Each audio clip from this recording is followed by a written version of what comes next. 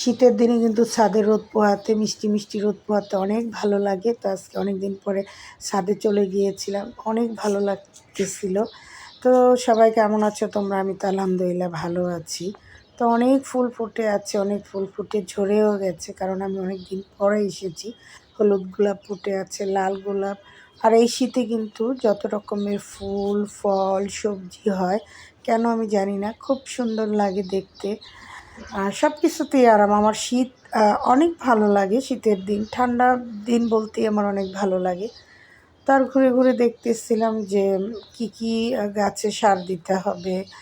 আর ওরা গাছ খোঁচাচ্ছিল। তো ওইখানে একটা গোলাপ ফুটে আছে। তো আমি বললাম, এত বড় গোলাপ! তো আমি ধরার সাথে সাথে হাতে পাপড়িগুলো চলে এসেছে। তার মানে এটা ঝরে পড়ার সময় হয়ে গেছে। তো আমি বললাম, আল্লাহ, এত বড় গোলাপ ফুলটা ঝরে পড়বে এখন। তাই তো দুষ্টামি করতেছিলাম। দুষ্টামি করতে করতে চলো তোমাদেরকে আমার সবজি বাগানটা দেখিয়ে নিয়ে আসি। কিন্তু সবজি গাছ অনেকবার দেখানো হয়েছে, প্রায়ই দেখাই আমি।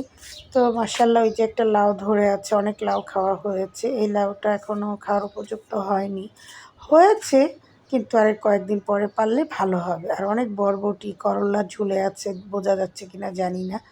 আর এই তো বেগুন গাছ, 12 মাসই বেগুন থাকে, লেবু থাকে, 1-2টা করে রান্নার সময় নিয়ে রান্না করা যায়। আর কিছু টমেটো গাছ লাগিয়েছি, ফাঁকে ফাঁকে পালং শাকের বিচি ফালিয়েছি।